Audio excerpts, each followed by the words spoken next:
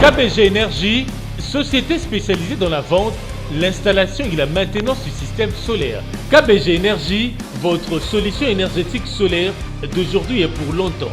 KBG Énergie développe des projets en électricité générale, l'énergie solaire photovoltaïque et les systèmes de secours en Afrique centrale, en RDC et ses environs.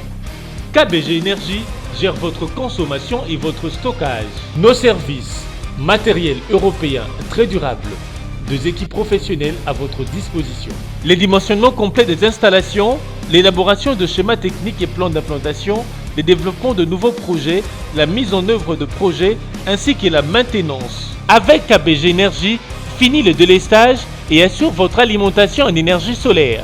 Appelez-nous au plus 243 822 829 199, soit plus 243 999 466 256. Immeuble NTC ex Massamba 644 Kinshasa Gombe, référence rond-point Kimazière. Info kbg@yahoo.com. KBG Énergie, qualité et fiabilité.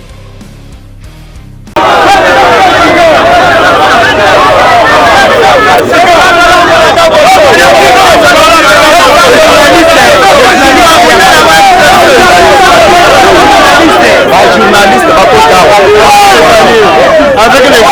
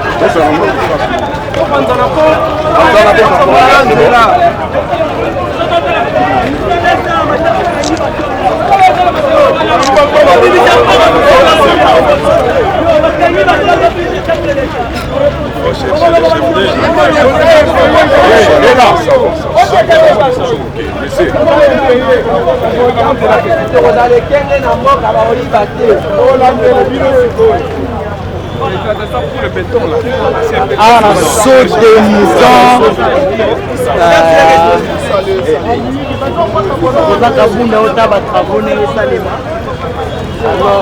Alors, jusqu'à maintenant, saut des moutons vides. Saut des moutons, il y a des bonhommes vides. Je crée un moutillage monstre. Alors, vous n'allez pas imaginer.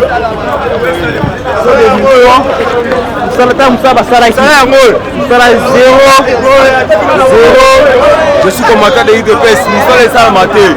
Fachi, Landela Bango, Rosalia, la parole est sur le côté, on s'en sort la parole de côté.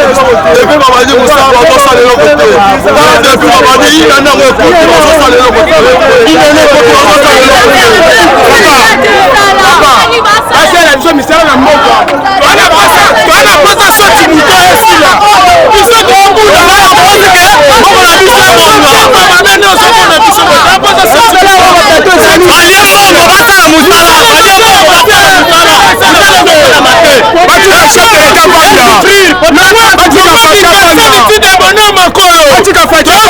basa misala tosufuli moyenda chef de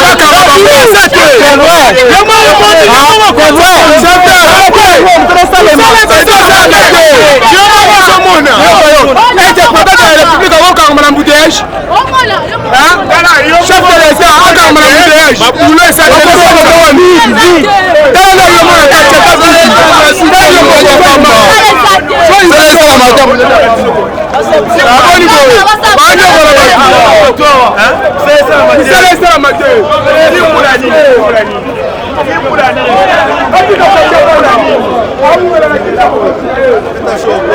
babulo combien de fois?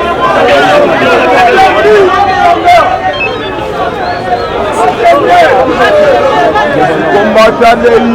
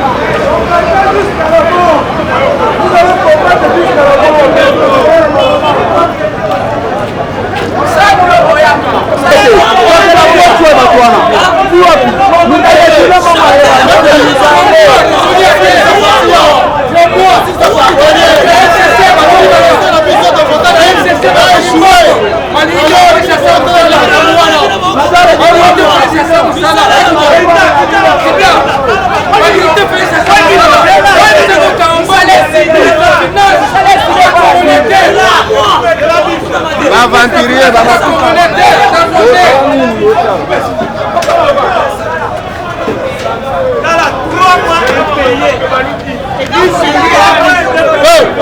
bonjour papa. Bonjour papa. Bien bonne bon oiseau de mouton de foutre en malamu. Nous faisons depuis 10 mois, 11 mois, peuple d'abord et comme FCC d'abord. Papa Simba. Papa, troisième mois, 3 mois chaque jour tu as un zala. Nous sommes là pour déstabiliser le pouvoir de la présidente partie de vote. Donc ça dit 3 mois impayés. 3 mois impayés. C'est un marronnier avec eux.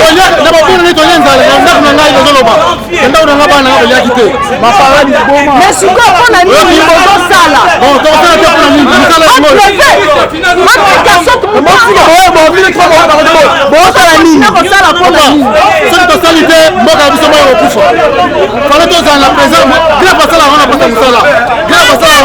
la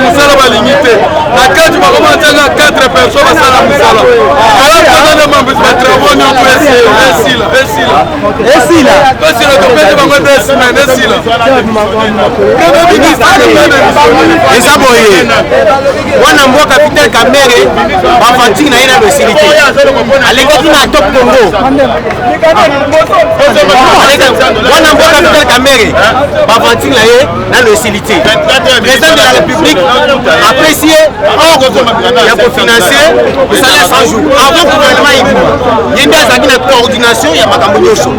Avec une chaîne de télévision, une chaîne de Top Congo, pas toutes les questions, il y a saut de moto. Vital Kamera lobby, nous avons déjà soutenu ou financé les travaux de son moto à 75%. Ça veut dire qu'il reste à 25%. Quand tu es inspection de l'eau, il reste que 90%.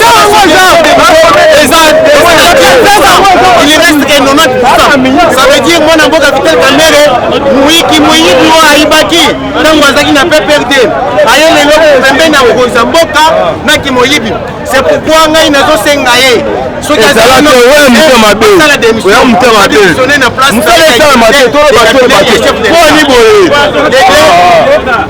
le ministre de la Finance. Aujourd'hui, on peut financer Moussalaoyo. Je pense que Bic Rouge, le président de la République qui est corrigé, nous sommes dans Bic Rouge. Ce qui est président qui est corrigé, c'est le peuple congolais. Nous sommes dans le corrigé. Nous sommes mettre FCC en cadre. Surtout au Kabila, Nabatunayo. Le col est besoin de freiner, Moussala Mozamboka. Le peuple, nous sommes dans la ville de la République. Nous sommes tenus président de la République. Na place à sort des motos. Embouteillage monstre.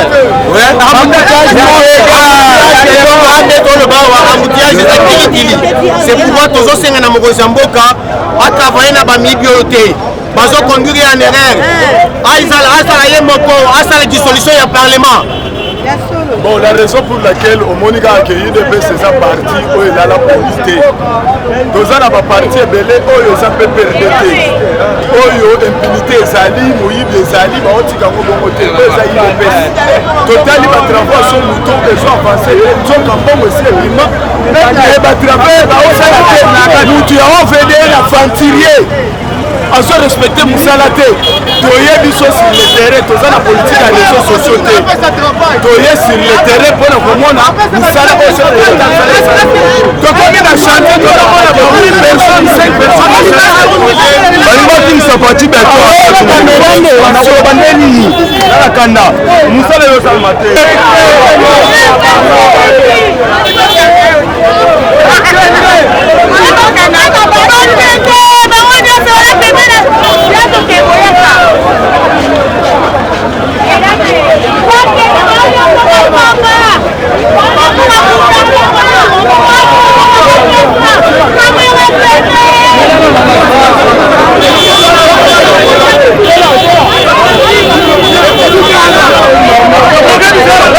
Ah, saut de mouton à Pascal.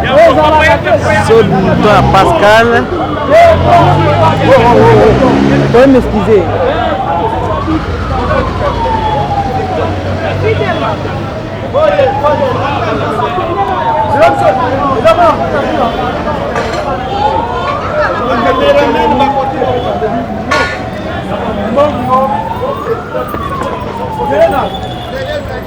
Oh, saut de mouton Pascal, hein? Saut de mouton Pascal. Donc, il n'y a rien comme travail ici. Hein? Ça le matin, donc, quand il y a besoin de monde, hein? Donc, on retrouve.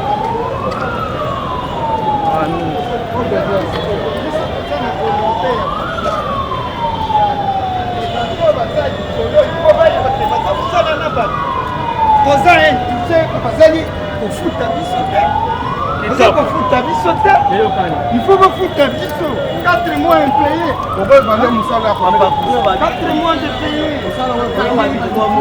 mais l'argent qui était donné 3 mois toza différent po parce que moza bato babandaki komba telema kasi papa te o bango bafutaka bango tozalaka à peu près 80 personnes ici soki lelo bato baza te c'est-à-dire bakimi nzala bafuti biso te mais nous les volontés nous sommes là maintenant tozokule béton yango wana tozokule béton ya 400 mpo tokoma même niveau na debono okovale mosala combien de pourcent à peu près que 45% parce que baretaki mpona béton eloko ezosalisa biso mpo awa béton ntango ozosenga béton balobi mabanga ezali te nsima ezali te ifo mosala quand même etelemi mais nous sommes là toza kuna mpo tosala yango tozali nombre ya 25 personnes le toye tozokocontinue na miso na bino batémoin bokomona ndenge nini sikoyo tozokule béton osait combien de mois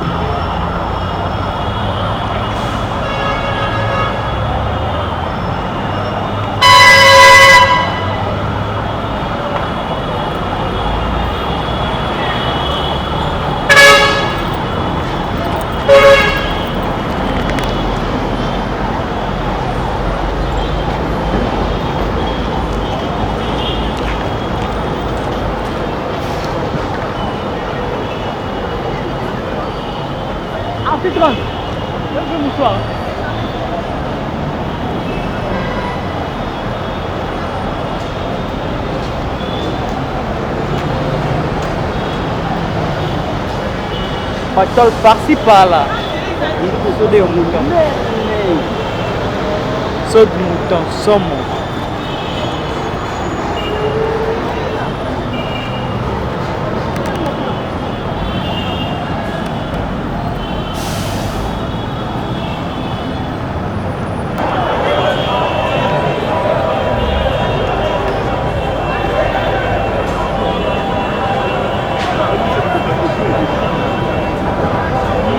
On avait mis cette pression depuis le début.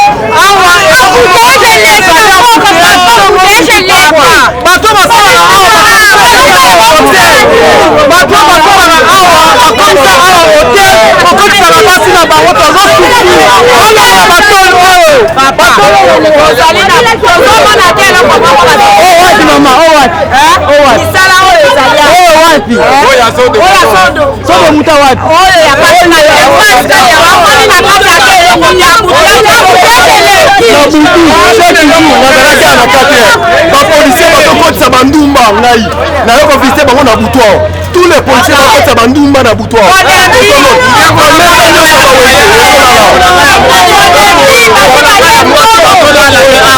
Nani ndeko ngai ya mwasi bazolala ye kaka awa na sote mutongo oyo chaque yoka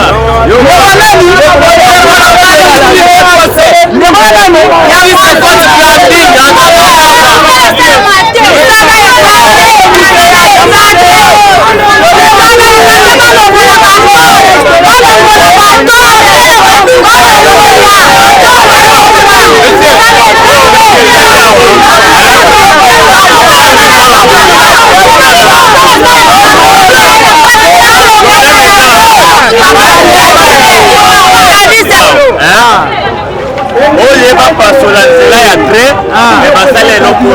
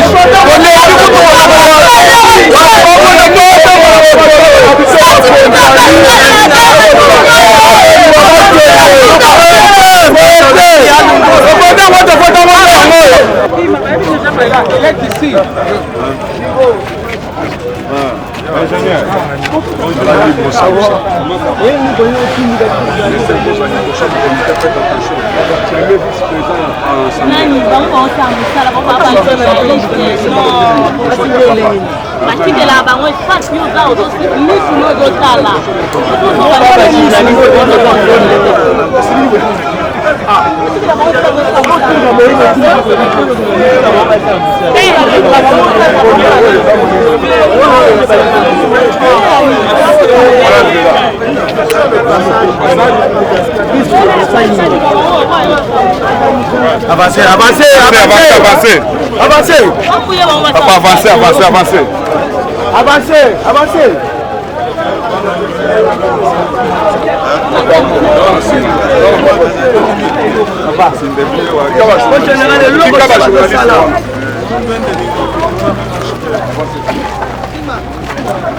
Liba Pologne.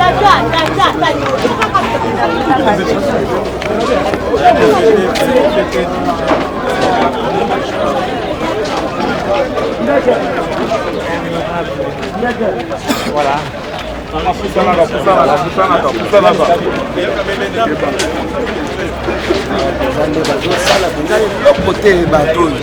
bazolinga mpenza basimisa mpenza nalobe batoka nayo komedi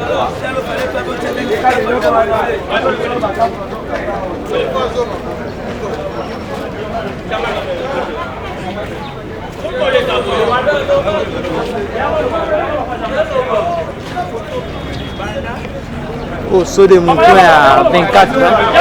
Saut des moutons à 24. Ici, il y a vide. Ça, les a. Pas vraiment vraiment. Saut des moutons, vraiment, après.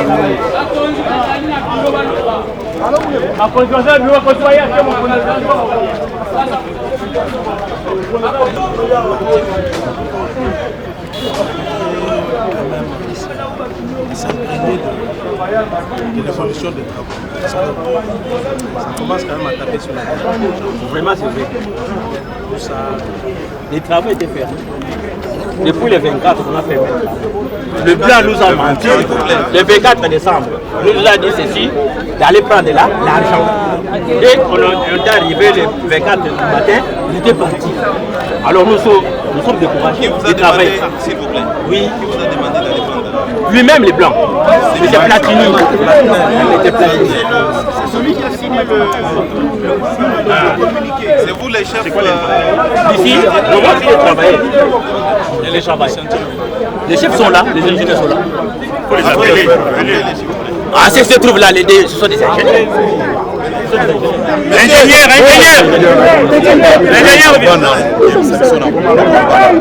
Vraiment, comment tu fais ça là? Ma perception promesse les 24. Il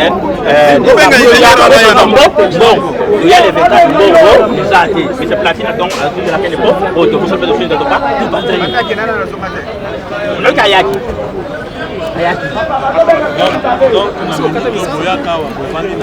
Bon, si on est tout ce kayak, on a 10 personnes.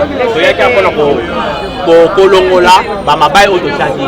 Na pilé wana. Il y a tout le monde. Il y a un de l'Olé, on dirait les gars. C'est pour qui ça? C'est ça les grands.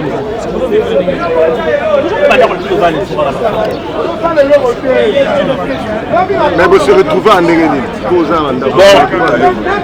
il y a bien un petit peu de baya wana ya pilé wana. Il y a un petit peu de non, il avait plus les lits. C'est monsieur l'ingénieur. Bonjour. Madame patron.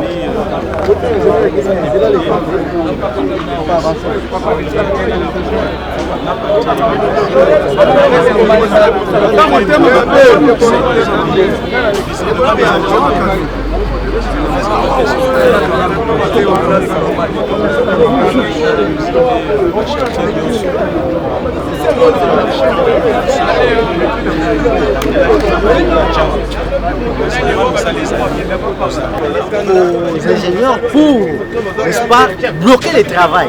C'est déplorable. Nous allons demander au peuple de pouvoir se prendre en charge et demander à l'Assemblée nationale de pouvoir voter des motions de défiance contre ce genre.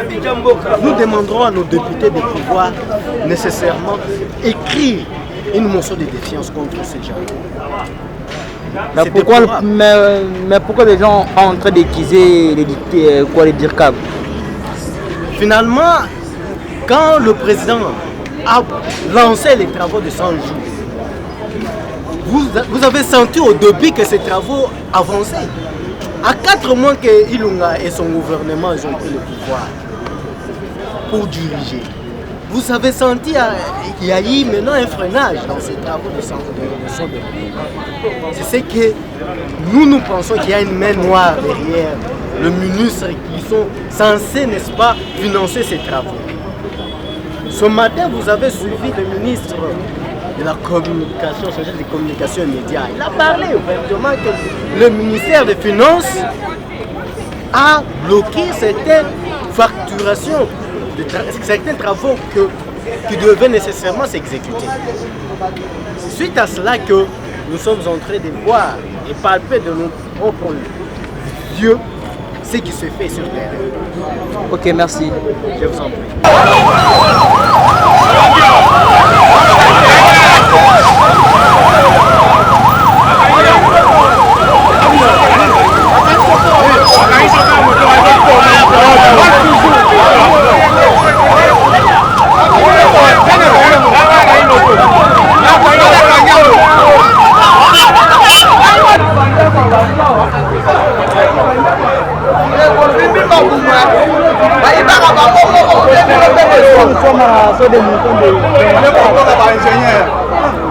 boulevard les athées 30 juin.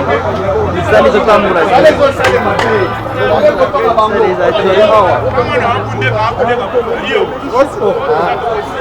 oh, c'est trop. Comment?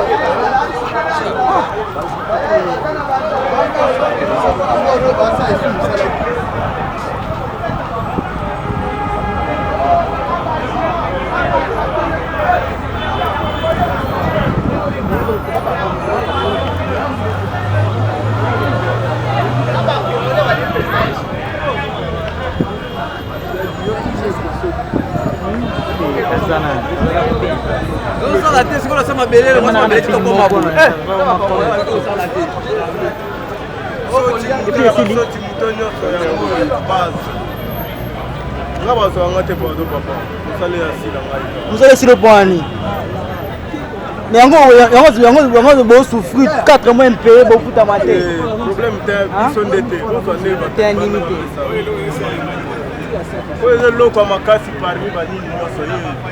Et on est avancé.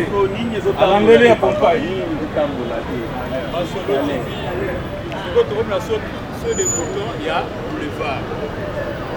Sur des moutons, il y a boulevard. La 24 là.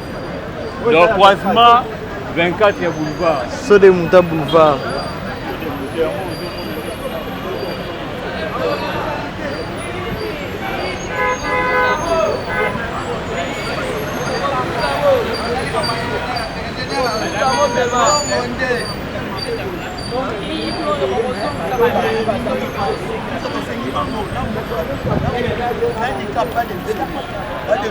Parce que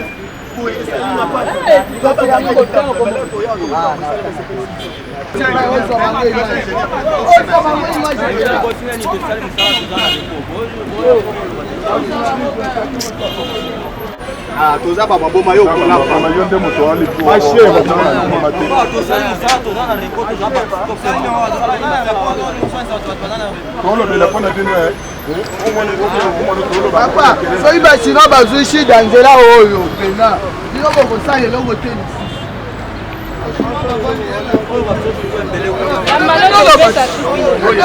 okoloba nini ozoloba ka sese boye folobati ye wana azoloba banto bazosala misala bazolia te bazwa eloko te sikoyo foloba ngo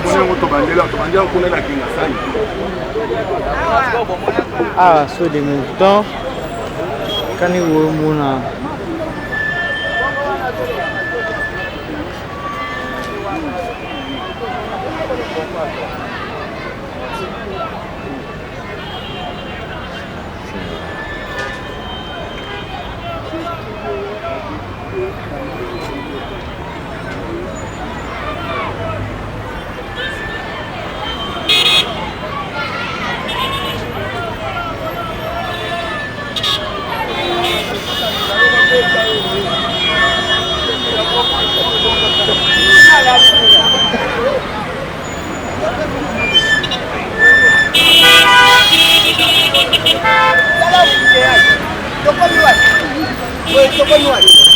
ce n'est pas normal. Tobae.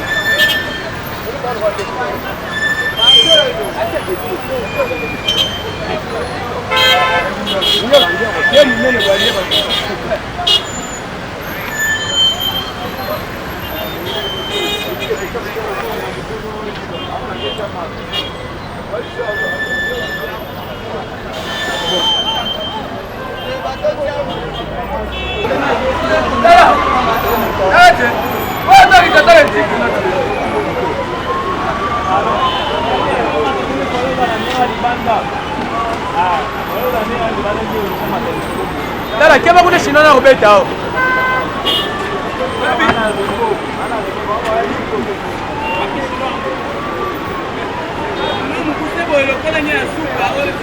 Embouteillage monstre.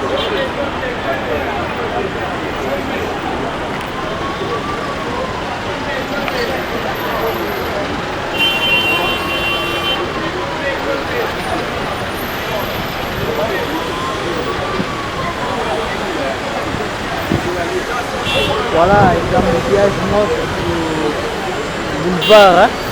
Donc, ceux des moutons, quand ils vont bouger, ce sont mon ami. Ce sont les réalités, hein. Réalité, voilà les réalités.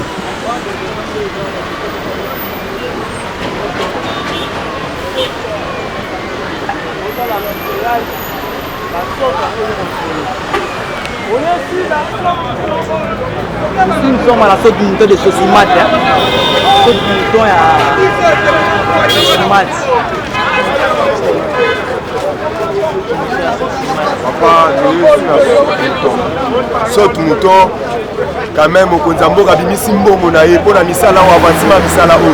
Mais tu dois comprendre, mon honorable, les gens qui savent, ce qu'on tourne à Ebiso pour la mambassot de Mouton, tout le monde a un avantage. On a plus ou moins 4 sortes de moutons déjà, apparemment, vu 3. Mais apparemment, évolution, ça te dit à quoi? Non, évolution, on a que chef de l'État Fachi Beton attend ici pour leçon et bonne gestion d'espace il y a 100 jours. Au moins 100 jours est déterminant qui pensait per philosophie à Félix Antoine Tshisekedi. Parce qu'il avait un gouvernement sortant, il y a 100 jours, il a géré, entamé Makambounion sur le programme Tué Bandaki, et puis Missou Pessi dans 100 jours. Mais tant que le gouvernement est Kobima, nous avons compris qu'il y a trop d'incompétences dans le cadre du gouvernement, et puis on a qui mouté Mamabé. Alors, tout le monde il y a un problème des alliés. Il y a un kamba logo les alliés sentir boucle katani pantalon quoi il n'a cette merci biso to bito loba mingi te lelo ezali observation maloba na biso les 15 to mona CG Kabuya to loba ke boza elongo na ba allié na bino mais allié moko to mona italien de azama pour moi lourd trop INC ezanini bon namoni balie belé bazali awa mais INC to moni te so INC était balé basi baye belé bon peut-être INC le loté talaka mutu na mtala ndenge na yo ko la mkalo na tongo lalaki mais lobo la muki zo te beli peut-être que non le lo INC beli yango a été ah malaise hein oui malaise OK te comprendre merci mais quand même toujours 5 to sengeli bino botambola botala misala misala auto se pelate et ça les matamate bazo finir les chats oh nini mon père c'est autre chose oh bon on a pembe un mélange de béton oh moi ça Fachi béton moi ba tu pas tes athées Fachi béton yango moni Fachi béton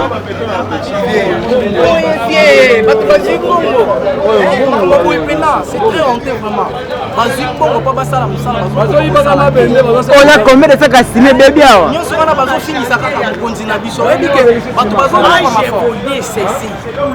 tout ce que nous avons visité, on a vu que dans la République, on n'aime pas cette République.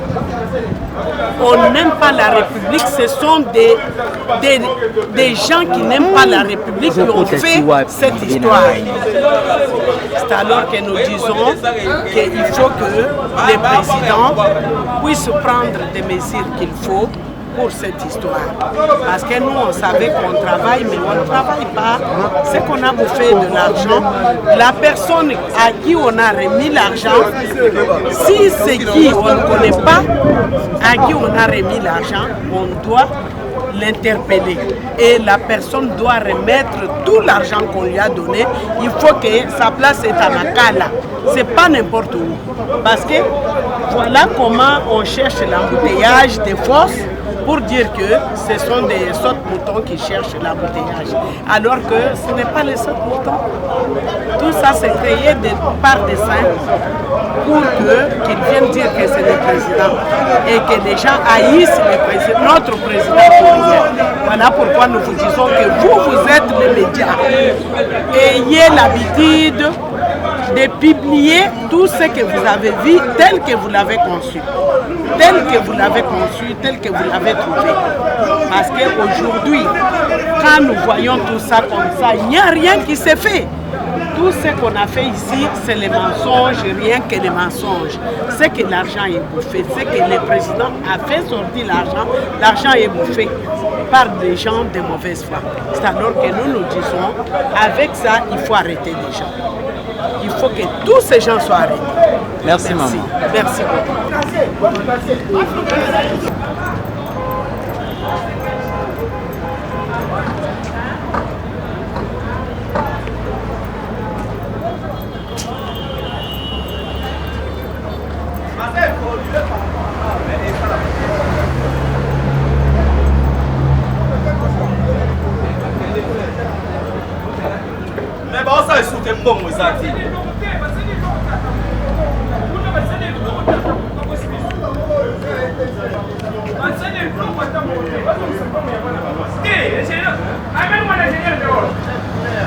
Amène-moi l'ingénieur dehors, papa. Sur des moutons, il n'y a rien, ma petite Zobota.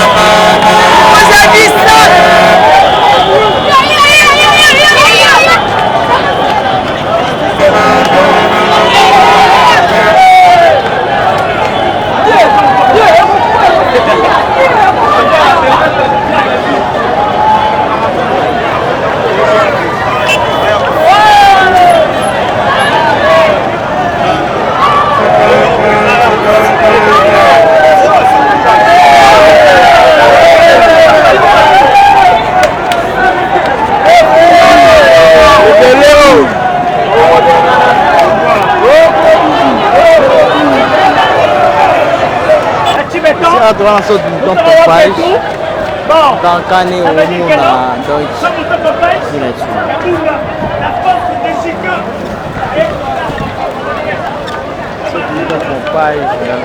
oh, j'ai mis. Hein? Et matin. Ciao, ciao. Vous allez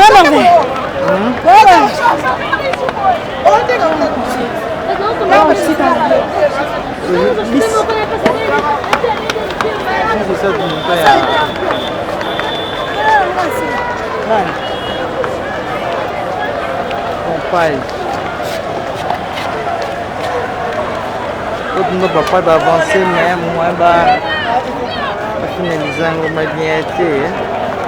Donc, sauf que nous temps pour pas des vidéos déjà.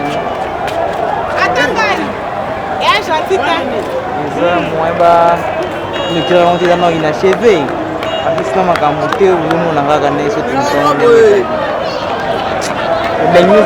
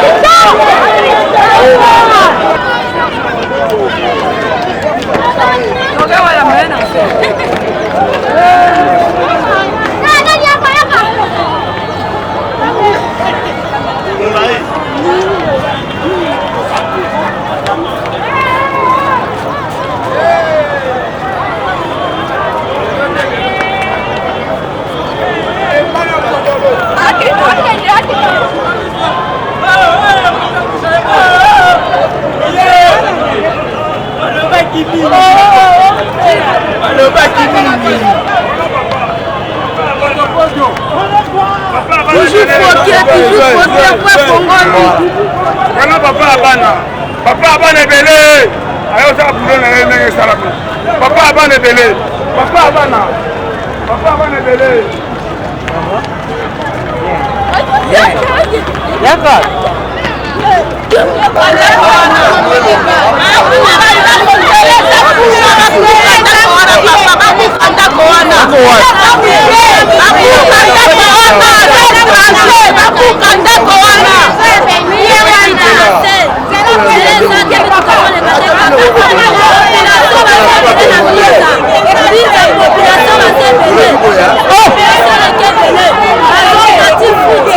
Si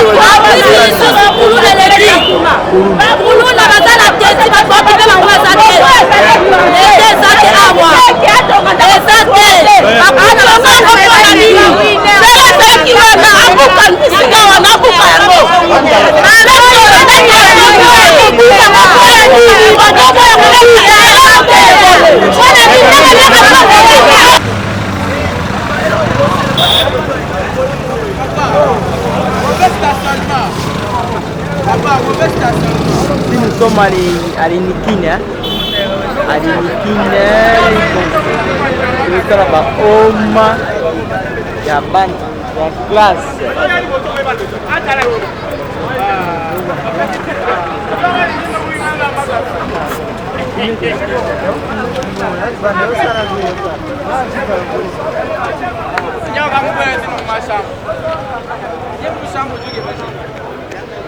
C'est la complice. Homme.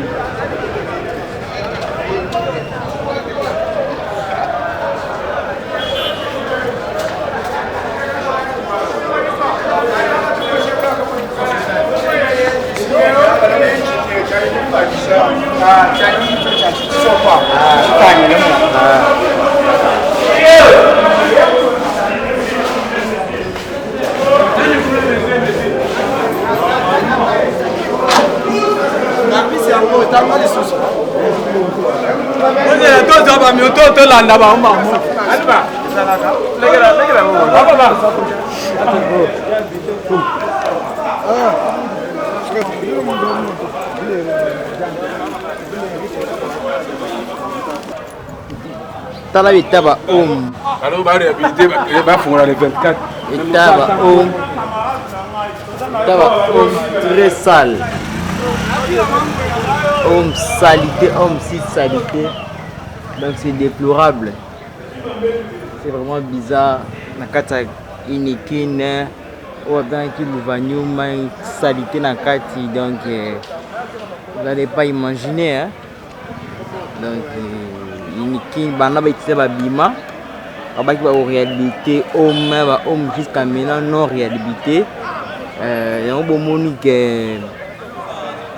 Président, vice-président de l'Assemblée nationale a visité Inikine, notamment critique, notamment salité, donc pas si peu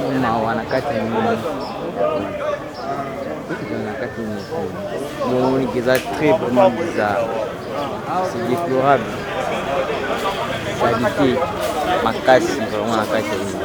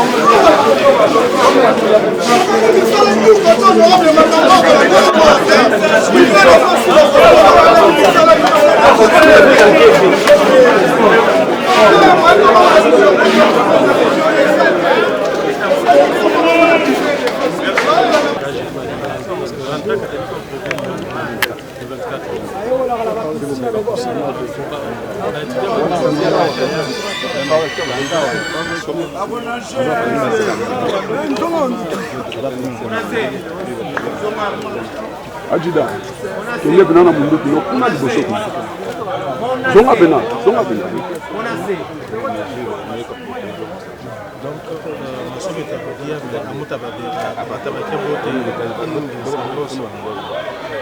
Mais est-ce que les œuvres des auditoires sont faites? Non, les auditoires n'ont pas été étudiés. Là, c'est juste un coup de balai. Parce qu'en principe, les auditoires n'ont pas été. Il y a Rossal et Lowen. Côté ici, les bâtiments de service. Donc les auditoires sont en train de Très longtemps déjà, on va essayer de transformer par les voitures. Nous sommes en train de faire tout ce qui est dans notre possible pour que d'ici le 24, c'est vrai que il y a trop de dossiers à organiser. Il y a ceux-là qui devaient terminer la deuxième session, il y a ceux-là qui attendaient la délibération. Nous avons déjà commencé tacitement à organiser les délibérations. Au niveau de banque, nous avons déjà envoyé les classes RQ3, de propos, ainsi que certaines classes montantes. Il y a la délibération terminée. Et d'ici, je pense, lundi, on va encore afficher d'autres résultats. Ce qui fait que nous sommes sous la porte. Et les étudiants vont payer à l'extérieur. Pas ici sur les bancs. Et après, ils vont payer. Il y a la capture. Il y a la carte d'étudiant. Et cette carte d'étudiant sera placée dans un badge. C'est ce qui donne l'accès à l'université. Donc ça va nous permettre de savoir que c'est lui qui entre est réellement étudiant. Et pour ce qui est des hommes, en tout cas que ce soit, il y a d'autres qu'on ne peut pas dire sur caméra parce que on voulait d'abord qu'on l'habilite, on va revenir. On a besoin d'une décision pour cette situation. On peut dire que Dieu nous a épargné de quelque chose de bon. Nous avons trouvé dans des hommes, des armes, des munitions. Donc c'est quelque chose, imaginez-vous les étudiants qui se disaient, bon, nous allons attaquer les profs. Après cette découverte, on a compris que quelque chose de vraiment grave. Ce qui fait qu'en tout cas, nous avons besoin de votre accompagnement, que les logements, c'est une question étudiée en tripartite. La sécurité, l'université et l'économie. Parce qu'il y a ceux-là qui vont chercher à dire non, le président de la République ne veut pas que les enfants soient non, on ne pose pas les chefs. Ça, c'était une faute. Donc que le travail soit fait correctement, réflexionné. C'est d'ailleurs un cadeau que le chef de l'État donne à la communauté universitaire. Et puis après, on voit comment les gens vont utiliser, soit on rentre au système lycée. Souvent, c'était les gens de deuxième licence qui étaient logés, première licence, et les autres là, c'était des deuxième cycle. L'autre là, c'était les magasins. Mais maintenant, c'était pratiquement Méli-Mégo. Donc, on voit comment on va faire. Mais sinon, ils sont beaucoup de gens. Merci beaucoup. Merci. Allez, la rang Kindele, les autres, maintenant, Kindele.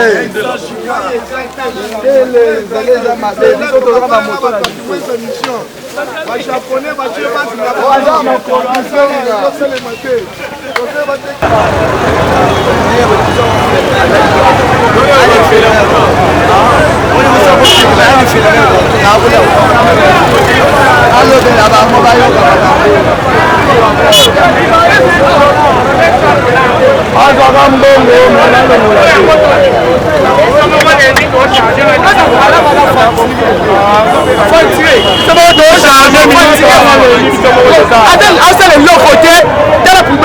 est-ce que ça la fout moi?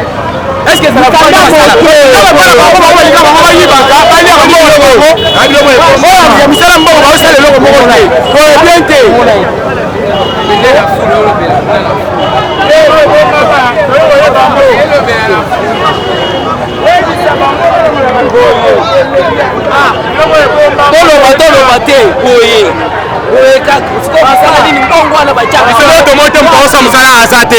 eza baministre bagouverneur bango tu baosalisa bakufa pembele bango bakufa so balingi basede biso yango basede biso ya bamobila badepute baministre bango tu baosala misala te donc totamboli partout kishasa bino moko boota salite awa tota salite tanga biso moko te bon so toota salite mosala mobila eza mosani Nimo bola salitawa. Mbesa alongo awa. Aosa musala te oya kalamu. Aosa musala te. Toyebi o apembe wana. Kadima. Kadima o atambola ka ongonja ne wana. Kadima.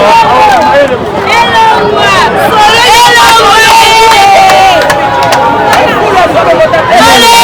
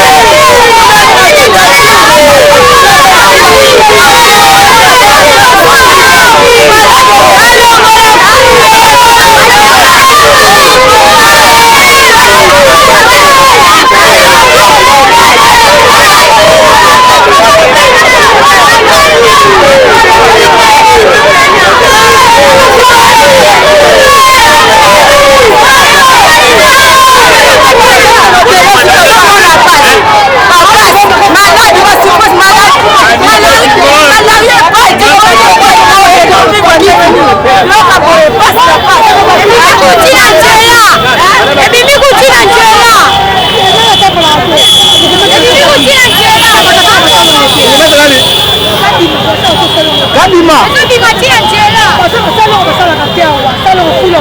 Mais participant de quelqu'un beaucoup mais c'est pour venir pour la Kadima. Balongola eh. Malade de paille. Souffrance. Dans la main de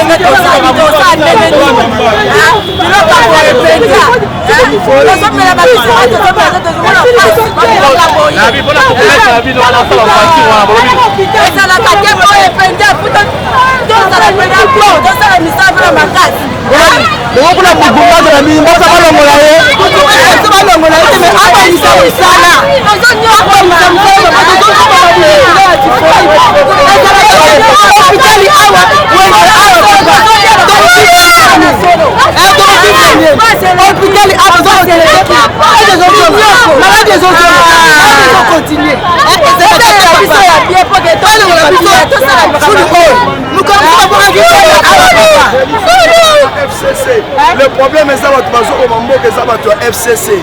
Biso population tozo senga na Félix Akabwana na FCC. Bazo mboka balingi président Félix Asalate. C'est pour cela que je suis niveau. Ba travailler pendant combien des années? Basali nini yango. Maintenant jusqu'à quand totika bango basala ka ba travailler. Abo malibala wana président mo ka libala yekufa. Président abo ya libala wana ekufa ezala ya maloba te. Biso peuple tolingi tomona que c'est vrai libala wana esili bango mibale biso population tozana sima président Félix Tshisekedi wa Mulumba akende liboso.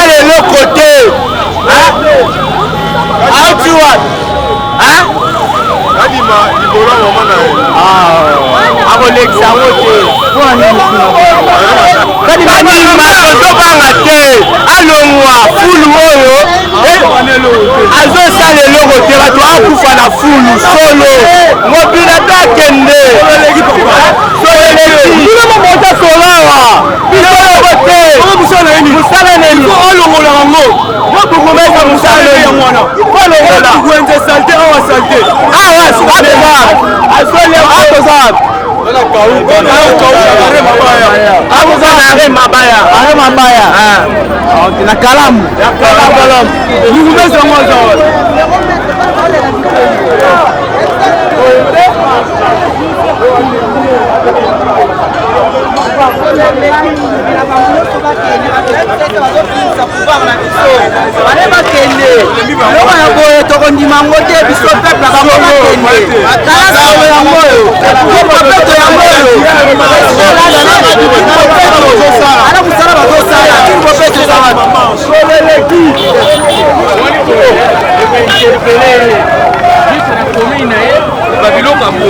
balabala pe ya nini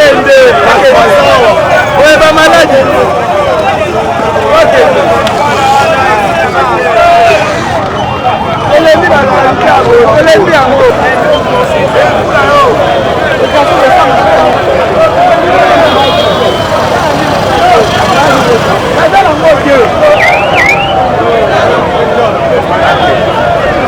José Bénécole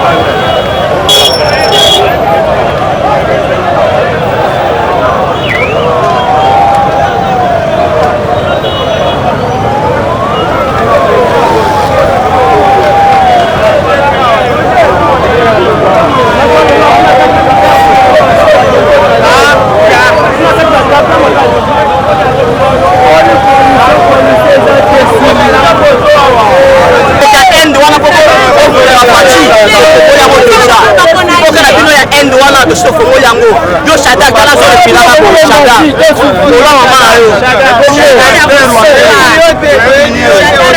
président de la République ça m'a maman boko peuple est souffrir il est pas comme le roi église coalition à la toboya on a peuple a ina fati on ça la campo la peuple a ina fati aussi to timbeli bino ino kila bino wana to so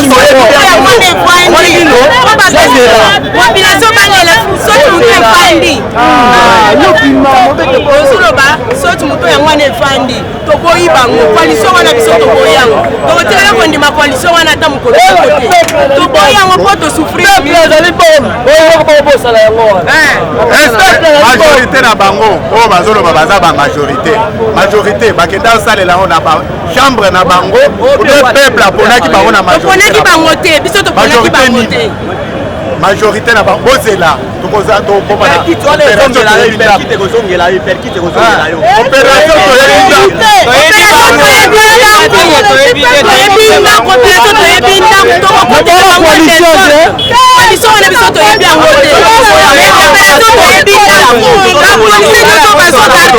bakotika baporte polele tokotela bango ndaku azotole bisika mosusu nga mobali azala droit koboya ye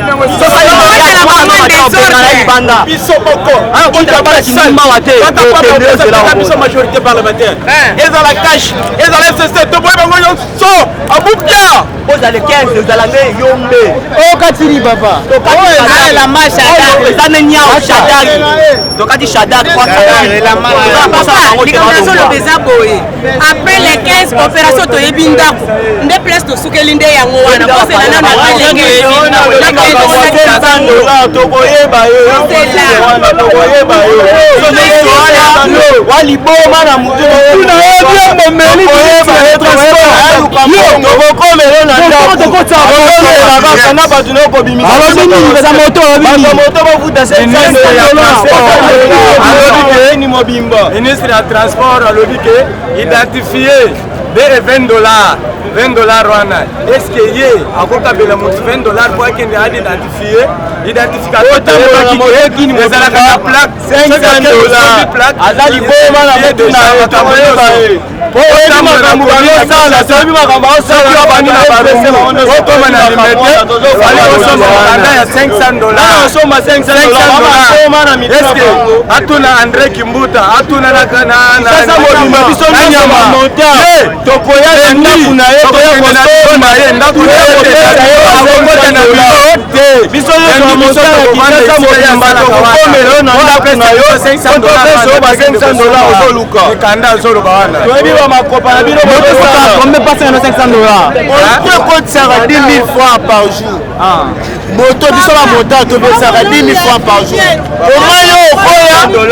ofuta $20 par mois pour la commune moko seul nena mola partout $500 na musalani na musalani ministre alome kamo pesa obandela pesa obandela kamo to ya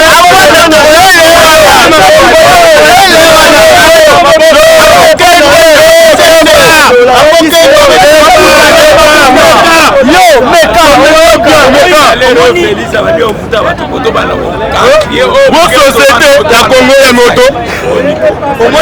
ya moto matanga telasi meke esika kela etiki na bango batia to bakomi bango bayekola konage bakomi komanipule bango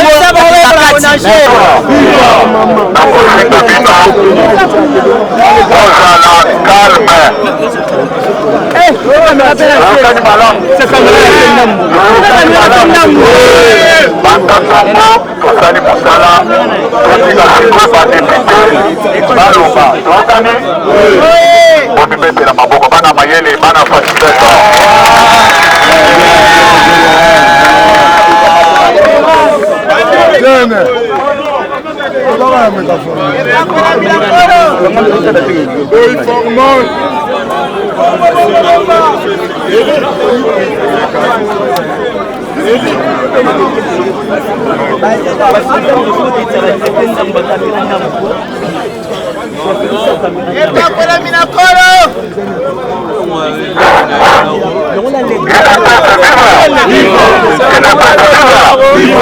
nakosenga bino botika makelele lorsque eza na capacité akende mosika soki bino bozosala makelele te.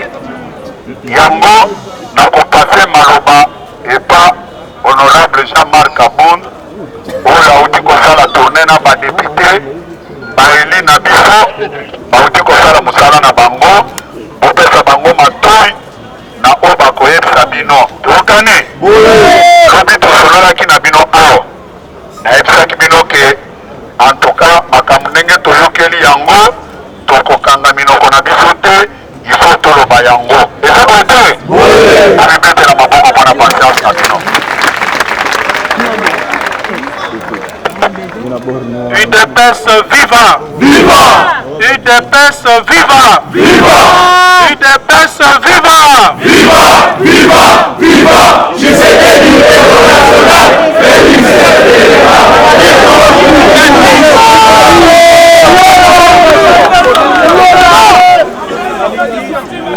Nalingina senga bino lokomoko parce que presse internationale ezali awa. Pour permettre ngana lobana français pour être presse internationale base à difficulté à traduire te. Est-ce que vous permettre ngana ngana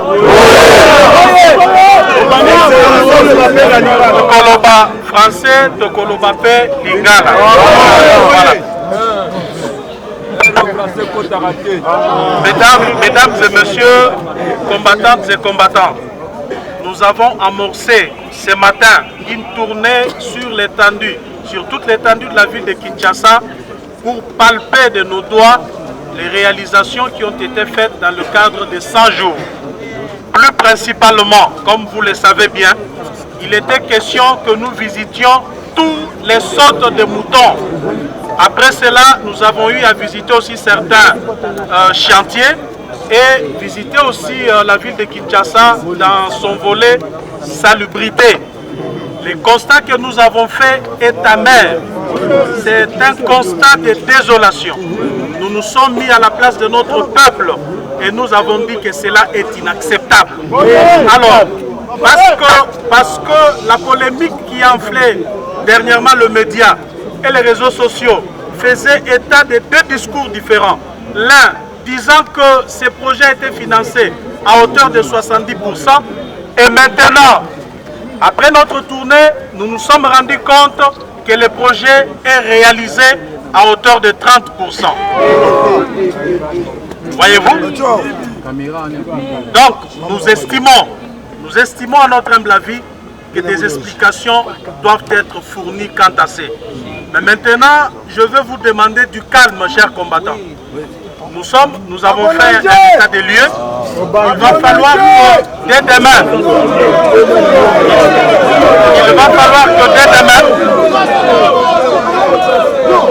écoutez-moi très bien, dès demain, nous allons amorcer des interpellations et même des discussions directes avec les concernés. Tout ce que nous sommes en train de faire maintenant entre dans le cadre de la résolution phare qui a été décidée pendant nos 3 jours de retraite. Nous avions dit ceci, nous n'allons plus nous plaindre qu'on nous bloque. Non, l'UDPS ne se plaindra plus. Maintenant, c'est le moment des actions. Nous allons affronter le blocage. Vous n'entendrez plus.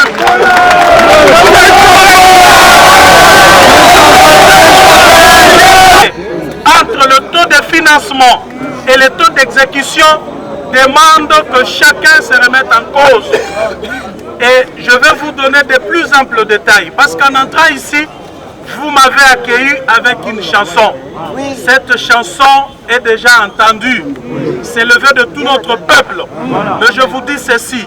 Le 15 février, à l'occasion de notre anniversaire, donc de notre 38e anniversaire et premier anniversaire de l'UDPS au pouvoir, je vous donnerai la position du parti quant à cette problématique de saut de moutons, quant à tout ce qui concerne l'armée nationale.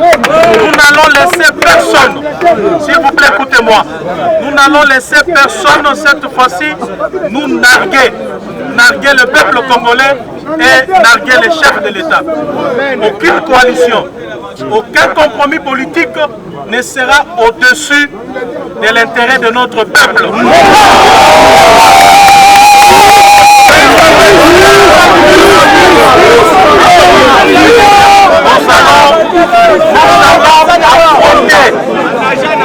Nous allons affronter avec toute notre énergie, toute notre force, toute personne qui s'évertuera à s'obstruer devant le chef de l'État et devant la volonté populaire qui est exprimée dans le peuple. Merci beaucoup. Mobilisez-vous pour les 15. C'est là que je vous donnerai un mot d'ordre.